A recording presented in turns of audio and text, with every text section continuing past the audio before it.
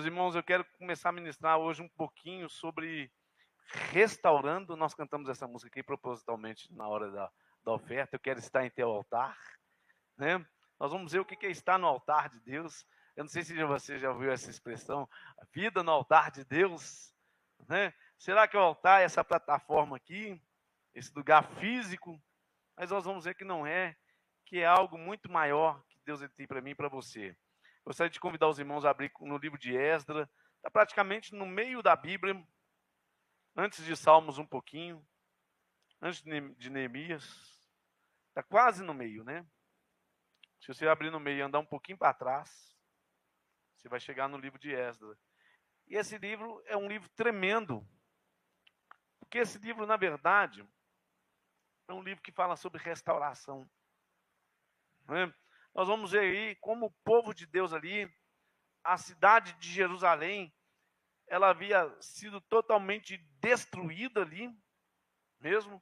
O seu templo ele tinha sido queimado, o ouro da porta ele tinha sido arrancado, os objetos do templo tinham sido levados embora, o altar ali ele tinha sido danificado também, ele tinha sido queimado ali também, né? O livro de Esdras, na verdade, nós vamos aqui, ele é continuação, se você ler em ordem cronológica, do livro de Crônicas ali. Crônicas, ele conta a história dos reis, dos reinados, de cada época ali, como o livro de 1ª Reis, 2ª Reis também, conta a história dos reis, e esses reis ali, devido à desobediência, aqueles reis tinham sido levados cativo pelo império da Babilônia. No caso, o reino do sul, que são as 2 tribos e meio, a tribo de Judá, né, a tribo de Manassés e de Efraim, tinha sido levado cativo. A tribo do norte, as 10 tribos, que se dividiu no reino, não sei se você lembra disso, já tinha sido levado embora pelo império da Síria, e essas 10 tribos se perderam totalmente, porque se misturaram e formaram o povo ali samaritano, formaram o povo samaritanos e eles se perderam totalmente. Então nós vamos ver a consequência aí, quando nós desobedecemos a Deus, quando nós andamos em desobediência, o que acontece sobre a nossa vida e como nós precisamos estar alinhando os nossos sonhos, os nossos projetos aos sonhos de Deus. Amém? Por isso nós precisamos restaurar o altar. Esdras capítulo 3, nós vamos ler do versículo 1 ao versículo 6. Estou te dando um panorama rápido aí para você poder entender um pouquinho do que a gente vai falar. Porque se eu não te explicar um pouquinho de história, nós não vamos entender bem o contexto aqui.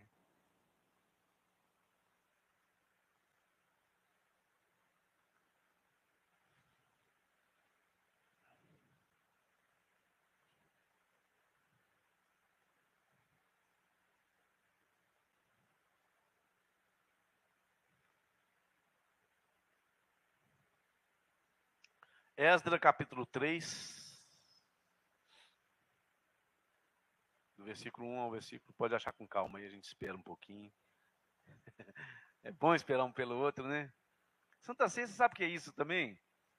Eles comiam ali, tinha uma festa ágape, e a ordem é que eles esperassem um pelos outros. Porque nós somos o corpo de Cristo. O importante não é chegar sozinho, mas é chegarmos juntos. Quem anda sozinho pode ir até mais rápido, tem um dizer aí, mas quem anda junto vai mais longe. Porque quando te falta força, o outro te dá força. Meus irmãos, é por isso que a comunhão da igreja é tão importante. É por isso que é tão importante nós estarmos aqui juntos. É por isso que um culto de Santa Ceia é tão importante. A pessoa, quando ela falta um culto de Santa Ceia, ela perde muito. Se ela soubesse, ela desmarcava qualquer compromisso, mas ela não abre mão daquilo de jeito nenhum. Aliás, eu nunca marco compromisso domingo.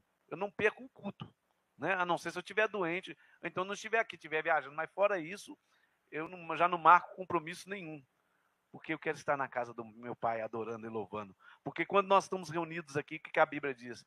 Que Deus ele derrama unção e o poder dele sobre as nossas vidas. Amém? Vamos ler lá então, Esdras capítulo 3, todo mundo achou, né? Está escrito assim, versículo 1, nós vamos ler do versículo 1 ao versículo 6. Está escrito assim: chegando, pois, o 7º mês, e estando os filhos de Israel já nas cidades, se ajuntou o povo como um só homem em Jerusalém. E levantou-se Jesua, filho de Josadaque, e seus irmãos, os sacerdotes, e Zorobabel, filho de Saltiel, e seus irmãos, e edificaram o altar do Deus de Israel, para oferecerem sobre ele holocaustos, como está escrito na lei de Moisés, o homem de Deus, e firmaram o altar sobre as suas bases, porque o terror estava sobre eles, por causa dos povos das terras, e ofereceram sobre ele holocaustos ao Senhor, holocausto de manhã e de tarde. Celebraram a festa dos tabernáculos, como está escrito, e ofereceram holocausto de dia em dia, por ordem, conforme o rito, cada coisa no seu dia. E depois disso o holocausto continuou, e os das luas novas e de todas as solenidades consagradas ao Senhor, como também de qualquer que oferecia oferta voluntária ao Senhor.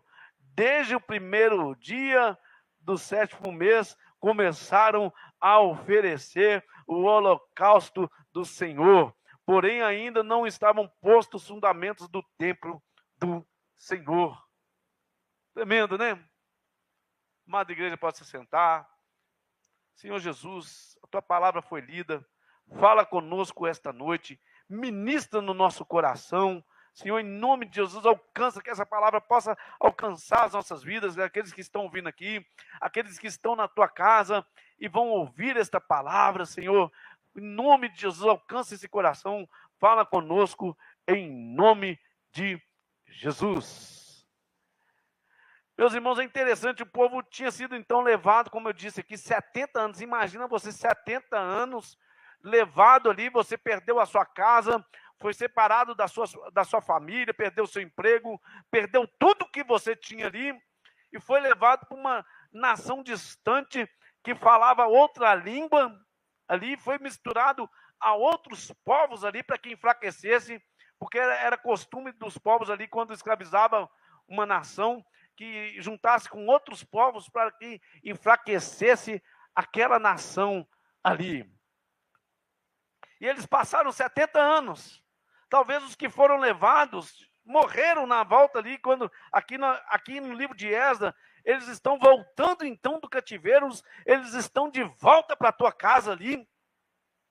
E os primeiros que foram, talvez até tinham morrido, talvez tinha alguns vivos ali, porque quando restaura o templo ali, eles começam a chorar, porque eles lembram da glória daquele templo, que era um templo bonito, que era um templo belíssimo, e eles, quando vê aquele templo todo em ruína, eles começam a chorar ali, porque o templo que agora estava sendo restaurado era um templo simples, não era um templo tão pomposo, tão cheio de ouro, tão cheio de coisas, ali como aquele primeiro templo. Então aqueles mais antigos que se lembravam, eles começam a chorar, mas Esdras ali fala para ele, olha, esse dia não é dia de tristeza, mas eu quero te dizer que esse dia é dia de alegria, porque a glória da segunda casa será maior do que da primeira.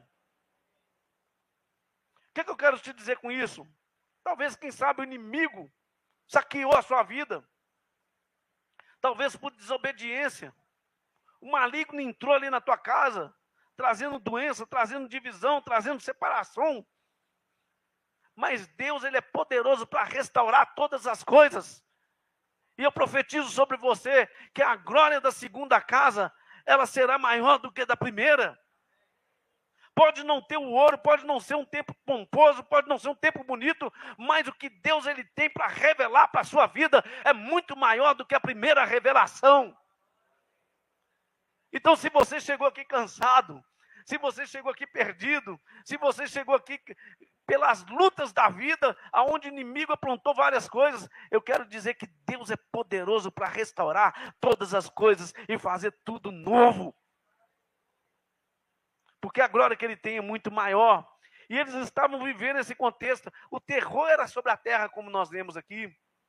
Tinha ali inimigos na terra, inimigos do povo de Deus, que inclusive conseguiam parar a restauração do templo, a restauração de Jerusalém ali. Eles tinham conseguido parar aquela restauração. Olha para você ver como é que a coisa ela era terrível.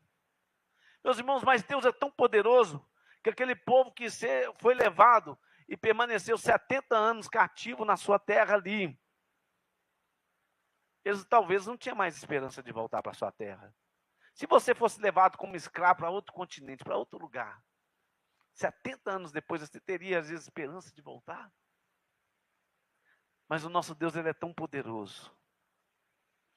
Porque assim como ribeiros de águas é o coração do rei na mão do Senhor. O Senhor levanta um rei ímpio, chamado Ciro, e ele chama aquele rei ali de meu servo, para que ele desse um decreto ali, para que aquele povo pudesse voltar para a sua terra. E aquele rei, ele não só dá cartas, mas como aquele rei ali traz provisão para que aquele povo pudesse restaurar a sua terra. Até porque aquele povo tinha passado 70 anos, aquele povo não tinha mais condição financeira de restaurar nada. Mas Deus, ele levanta um rei ímpio para prover ali sobre o povo de Deus, para que eles voltassem, para que eles tivessem recurso e para que eles pudessem restaurar a sua terra de novo. E aquele povo, então, eles voltam a Jerusalém ali, e encontra as ruas queimadas, encontra as casas todas destruídas, tudo quebrado. Você já viu essa guerra aí, como é que é? Como é que é tudo bombardeado? Meus irmãos, quando tinha guerra assim, eles pegavam a casa ali, cavavam debaixo, tentando achar ouro, e revirava. Por isso que Jesus fala que não ia ficar pedra sobre pedra, porque revirava tudo, ficava tudo em escombro, ficava tudo feio ali. E era assim que eles encontram, era o quadro que eles encontram Jerusalém ali.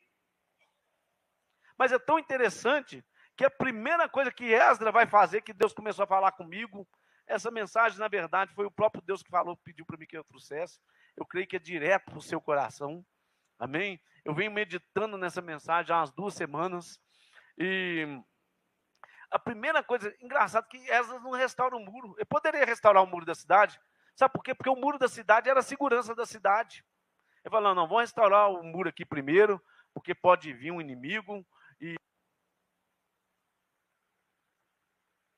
pode invadir de novo a cidade aqui. Então nós precisamos de restaurar o muro. Mas sabe o que a palavra diz? Que em vão vigia o sentinela, se o Senhor não guardar a tua casa. Meus irmãos, é em vão você trabalhar muito, se Deus ele não prover a provisão dele sobre a sua vida. Eu acho engraçado, as pessoas trabalham tanto, elas querem ficarem ricas, e quando elas ficam ricas, elas nem sabem o que fazer com o dinheiro. A depressão toma conta do coração dela. E às vezes ela trabalhou tanto, comprou uma casa que ela não consegue nem subir a escada mais. E às vezes ela passa a gastar todo o seu dinheiro talvez em remédio, porque a sua saúde já não é a mesma. Restaurar o altar aqui é você colocar Deus acima de todas as coisas. É você não abrir mão mesmo do Senhor. Paulo, eu não abro mão de orar, eu não abro mão de buscar a presença do Senhor, eu não abro mão de ler a palavra, eu não abro mão de ter uma comunhão com os irmãos, de estarmos juntos aqui, porque eu quero ver o mover de Deus, eu quero a glória do Senhor, né? A glória do Senhor no sentido de Deus, ele mover a glória dele sobre as nossas vidas. E Esdras, então, ele vai, por que Esdras ele vai restaurar o altar? Ele não restaura o muro, ele não restaura as portas ali dos muros, onde entrava o comércio dos negócios ali, não, ele não restaura as ruas, ele não restaura as casas. A primeira coisa que Esdras vai restaurar é o altar de Deus. Sabe o que Deus me fala? Tem gente querendo fazer grandes coisas para Deus, fazer maravilhas, evangelizar, fazer isso e fazer aquilo, mas sendo que a sua vida está toda detonada, está toda destruída. Não adianta se nós queremos fazer grandes coisas para Deus, se a nossa vida não está no altar. Porque, na verdade, quem vai mover não sou eu, quem vai mover é o próprio Espírito de Deus sobre a minha vida.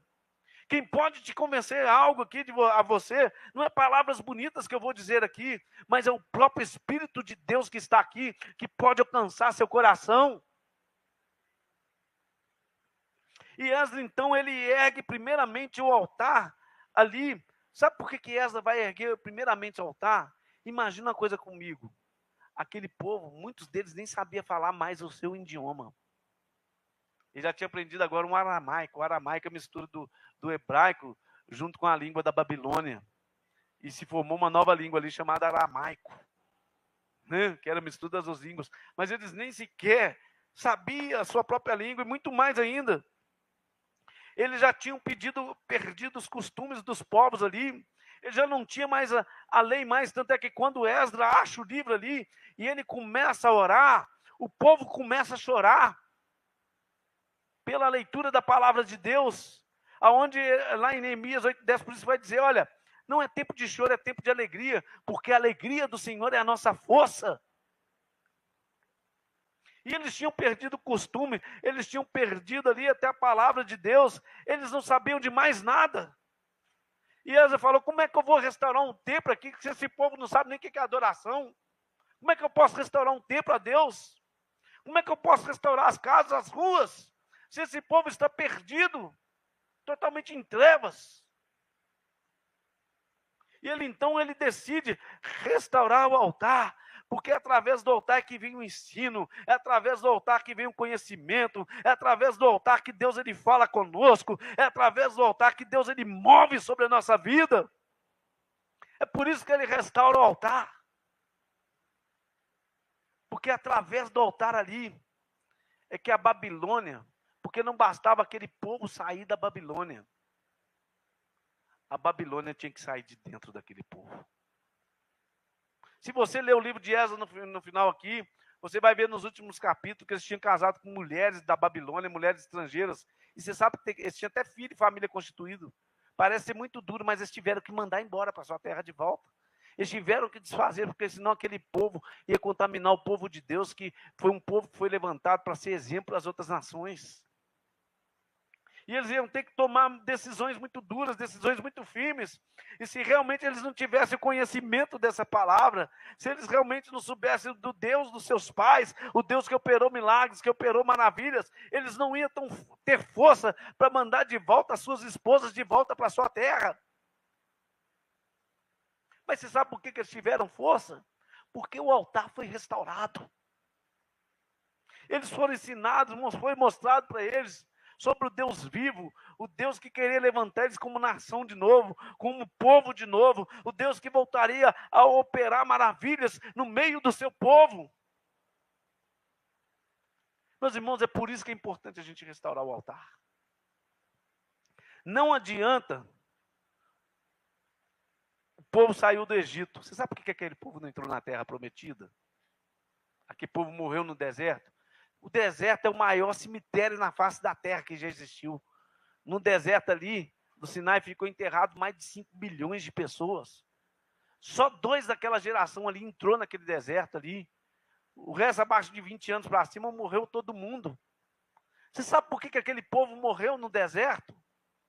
Por que aquele povo não experimentou a terra prometida, a terra que mana leite e mel, a terra da promessa de Deus, a terra onde Deus ia fazer grandes coisas? Porque se você pensar comigo, se aquela terra mana leite e mel, se tem mel é porque tem abelha, se tem abelha é porque tem jardim. Né? Se tem jardim é porque a terra é fértil. Se mana leite, é porque aquela terra que mana leite ali tem vaca, tem pasto naquela terra. Era um vale farto ali. E Deus ele tinha algo grandioso. A terra que mana leite e mel é a terra aonde Deus ele vai desenvolver todo o potencial que ele é sobre as nossas vidas. Mas por que aquele povo não entra na terra prometida? Porque aquele povo saiu do Egito. Mas o Egito não saiu de dentro deles. O que eu quero dizer com isso? Não basta você sair do mundo. Não basta só você sair para fora desse sistema do mundo. Que a gente sabe qual que é esse sistema desse mundo mesmo. Onde vale tudo. Onde o que vale é você tentar ser feliz a qualquer custo, de qualquer maneira, do jeito que você puder, ainda que isso tenha que passar por cima do outro, ainda que você tenha que negociar valores. O sistema desse mundo é assim. O sistema desse mundo é indiferença, não olhe para ninguém, seja por você mesmo. Não é assim o sistema desse mundo? Aonde tolera a mentira, tolera a indiferença, onde o amor não reina verdadeiramente. Esse é o sistema desse mundo, é um sistema totalmente contrário à palavra de Deus. E não basta só você sair deste mundo, o mundo tem que sair de dentro de você. Porque se o mundo não sair de dentro de você, você não experimenta a terra que emana leite e mel. Você não experimenta as bênçãos de Deus.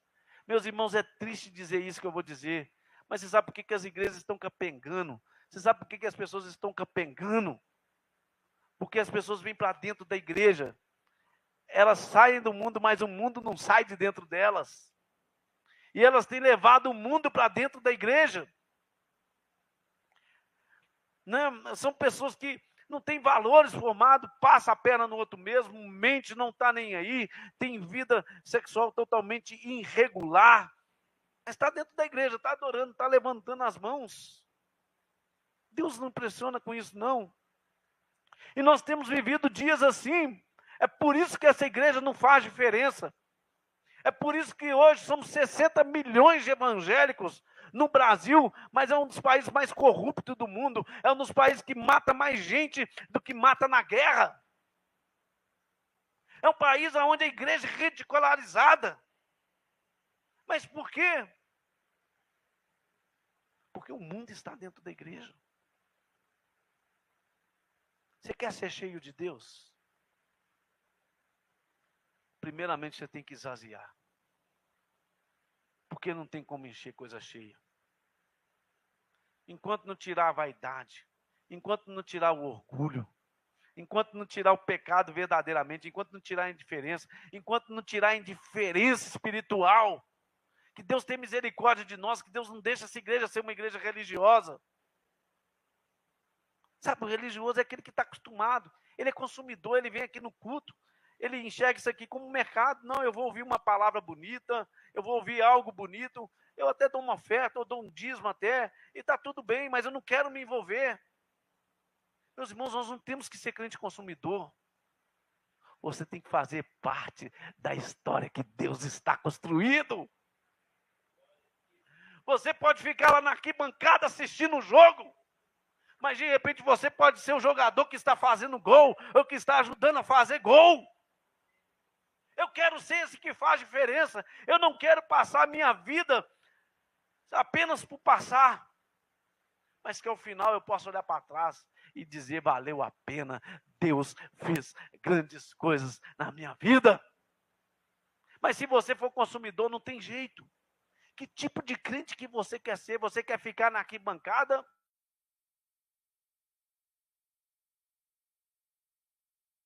Eu sei que é duro. Isso que eu prego aqui, a Rafaela pergunta: será que o pregador vive isso? Não, às vezes nós somos desafiados, nós que estamos pregando aqui, porque a gente prega uma perfeição, assim, de estar em Deus.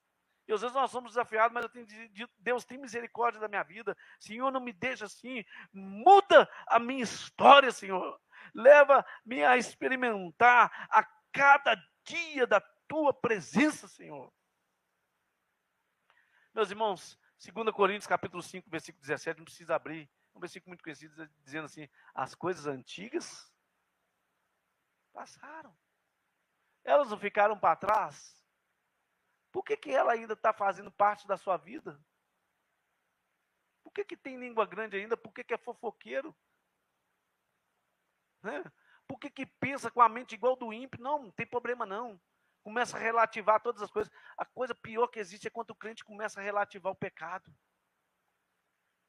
Porque o pecado, olha, ele mata. O salário dele, o salário do pecado é a morte. Não tem outra coisa para te dizer, eu não posso te enganar. Foi Billy Graham que disse uma frase assim: não brinque com a sua eternidade, porque o diabo, ele não brinca de ser diabo. Ele está aí para roubar, para matar e para destruir. E nós precisamos então restaurar o altar de Deus na nossa vida. Você sabe por quê? Porque quando falta Deus na nossa vida, meus irmãos, falta tudo. E quanto mais sucesso você tem sem Deus, mais miserável você é. Porque todo sucesso nessa vida sem Deus, essa frase é minha, ela é insucesso. Eu assisti muito isso aí no mundo empresarial, lidando com os empresários. Eu vi muitas vidas destruídas e aparentemente eram pessoas de sucessos. E por incrível que pareça, quero te contar uma coisa rápida. Às vezes não é só quem está dentro da igreja, não. Você sabe que o mundo às vezes está... Eu estou lendo um livro que chama Índia, Fronteira dos Sonhos. Um livro tremendo, ele conta vários milagres. Esse homem, só de almas que ele batizou pela mão dele, mais de 5.000 almas, só de pessoas que ele ganhou para o Senhor Jesus, mais de 100.000 homens. Ele é sogro daquele do Renato, o pastor Robson de Oliveira, tremendo. Eu já tinha lido um livro dele, Geração e a Sua Fronteira, Brasil e Geração Abençoada, né? Acho que é assim o livro chama, né? E eu estou lendo um livro dele agora que chama Índia, Fronteira dos Sonhos. E ele conta ali que ele chegou, apesar de Deus, depois de Deus ter operado vários milagres, eles começaram a passar por lutas. Ele falou: Deus, o que está acontecendo? Nós temos jejuado 21 dias diretos à base de água, temos orado, de repente convertiu muita gente, agora parou de acontecer as coisas. Sabe o que Deus começou a acontecer? Meus irmãos, gente que estava jejuando 21 dias, sabe o que começou a acontecer? Deus começou a revelar para eles? As pessoas, quando iam para lá de avião, roubavam os objetos do avião. Roubava talher, roubava tudo. É a capa de Acã no meio do povo de Deus. Por incrível que pareça, teve um lá que Deus ele orou, e orou. Deus falou: esse missionário aí está mexendo com droga. Ele falou: não é possível. Né? A gente jejuando, orando e tudo, Deus falou: vai lá e cheira o guidão da bicicleta dele. Na hora que chegou, o guidão estava com cheiro de maconha. Ele apertou ele teve que entregar. Olha, onde pessoas extremamente deveriam estar consagradas, enfrentando esse tipo de problema, ele falou: olha, a luta que eu enfrentei não foi só externa, porque juntou mais de 200 homens na frente da casa dele, querendo queimar a casa dele e ele. E assim matá-lo. Ele só foi livre por milagres de Deus. Ele conta lá no livro, sabe? Experimento de muitos milagres, né? Mas a luta interna que eles tinham era muito grande. Né? E o que acontece dentro da igreja é isso. Às vezes nós estamos dentro da igreja, mas as pessoas estão cheias, ainda com o coração dividido. Deus não opera no coração dividido, não. O altar não pode estar rachado. Você lembra de Jeroboão, que o altar estava rachado? O que aconteceu? Como que ele foi tirado ali do reinado dele? É por isso que nós precisamos restaurar o altar de Deus na nossa vida. Quero andar rápido para você aqui. Olha, o altar do latim significa estar acima. É um lugar alto. É um lugar onde Deus ele precisa estar acima dos nossos sonhos. Os nossos sonhos são sonhos de Deus. Todos aqueles que verdadeiramente vêm a Deus, ao Senhor, Ele tece os seus sonhos junto aos sonhos de Deus. O Senhor me deu uma frase uma vez, e ela diz assim: olha, se Deus não é prioridade nos teus sonhos, é um sério indício que você nunca experimentou de uma conversão genuína. Meus irmãos, nós precisamos experimentar de uma conversão genuína. A palavra diz que o vento sopra onde quer, ninguém sabe de onde ele vem, nem para onde ele vai. A verdade é que Jesus Cristo ele morreu por você, e uma vez que você se entregou a Ele, você não é seu mais, mas você pertence ao Senhor. Você está disposto a viver os sonhos de Deus?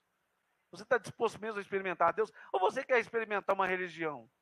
Mas foi no culto aí, o pastor lá falou: não, não joga para transar mesmo, né? Foi isso. Não é exagero não, gente, isso está acontecendo. Mandaram aqui um jovem, que não vou dizer o nome da igreja, uma igreja dessa bem tradicional, festa acontecendo lá, regada bebida, regada tudo, e devia estar um pegando lá o outro, e aquela coisa toda. Que igreja que é essa? Que não faz diferença? Deus tem misericórdia de nós. Sabe o que Jesus ele diz? Aquele que quer vir após mim, negue-se a si mesmo. Toma a sua cruz e siga-me. Não tem vida cristã verdadeira sem morte. Eu disse uma vez, eu estava evangelizando um moço, ele se converteu, frequentando a igreja batista lá do meu bairro. Tentei trazer ele para cá, falei: o pastor que está mais perto, vai, então está na bênção, fica aí. Né? E ele me perguntou, converteu através da pergunta, falou: o que é o evangelho? Eu falei: o evangelho é novidade. Falei para ele, né? Ele falou, mas que coisa boa, novidade. Eu falei, que novidade é essa? Eu falei, a primeira novidade é que você está morto.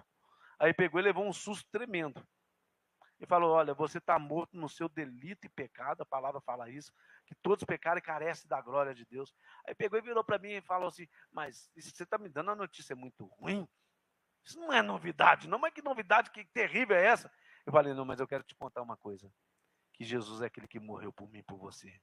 E se você crer, ele te liberta da morte e te dá vida.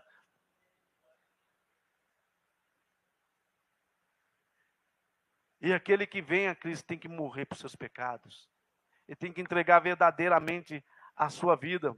O segundo significado dessa palavra, sabe qual que é? Do verbo grego? Sacrifício. Porque o altar era o lugar onde eles levavam o animal ali, o animal era sacrificado.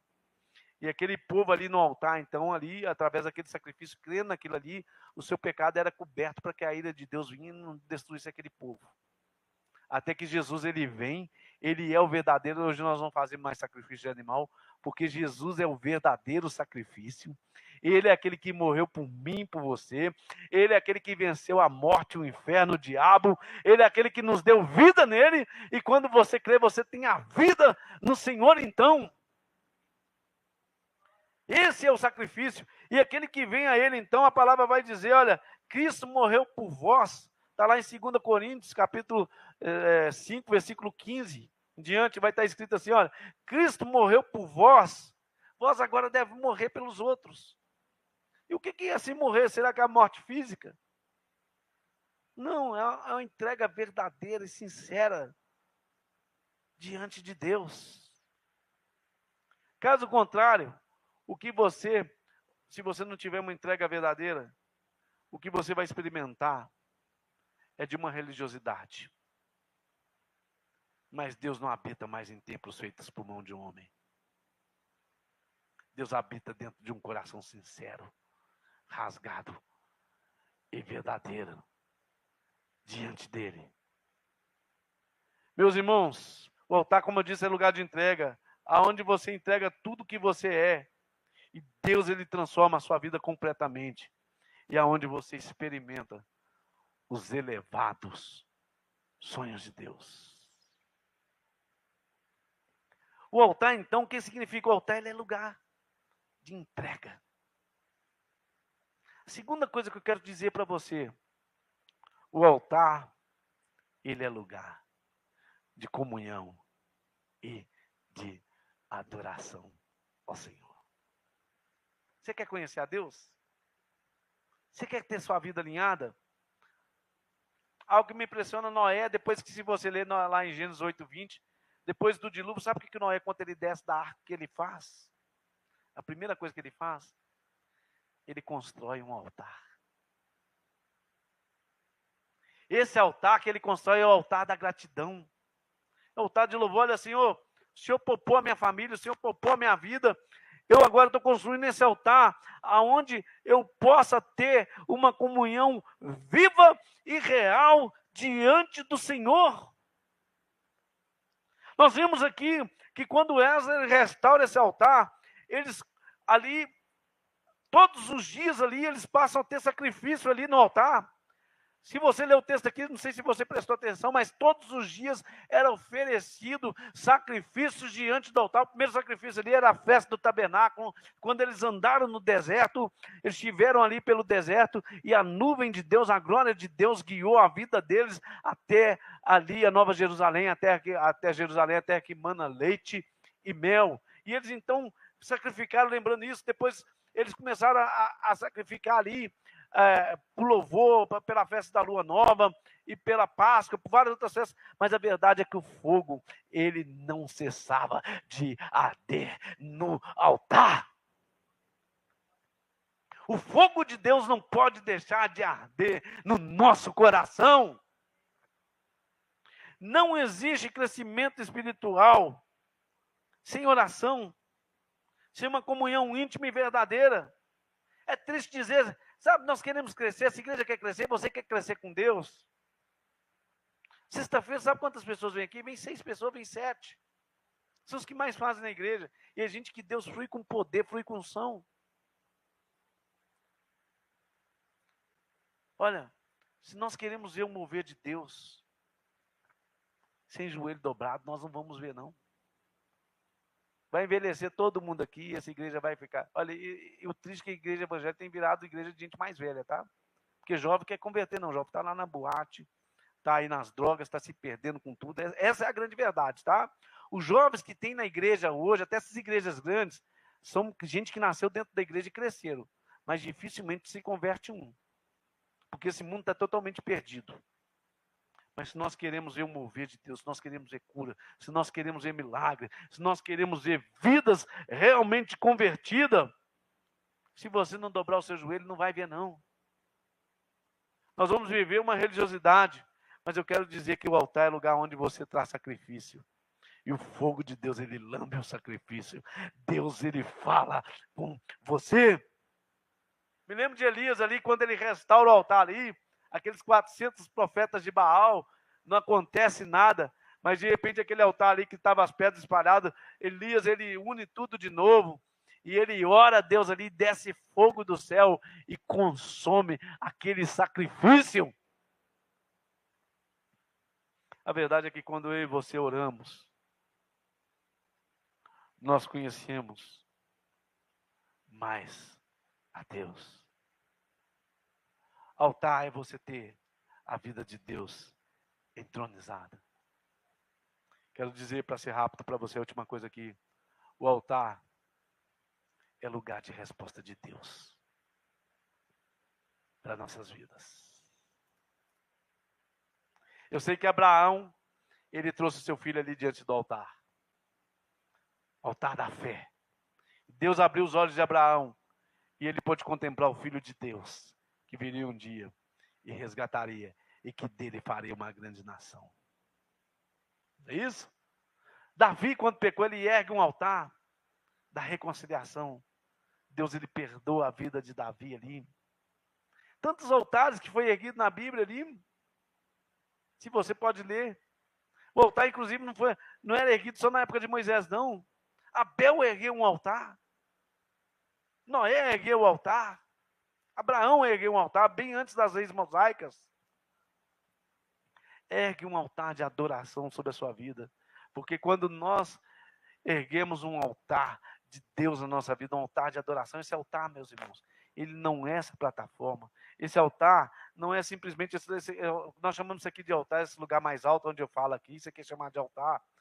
Mas o altar é o lugar onde Deus é verdadeiramente entronizado no nosso coração, aonde Ele faz parte dos meus sonhos, aonde eu posso dizer, seja comer, seja beber, seja qualquer outra coisa fazer, tudo seja feito para a glória de Deus. Leva os teus filhos no altar, tua família está fora da presença de Deus, traz eles para o altar na oração.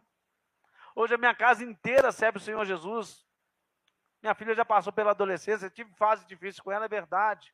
Essas fases de namoro, fases disso, daquilo, mas sempre dobrando o meu joelho. Senhor, não deixa a minha filha esquecer do Senhor. Senhor, seja o teu temor sobre a vida dela. Minha filha está lá na igreja.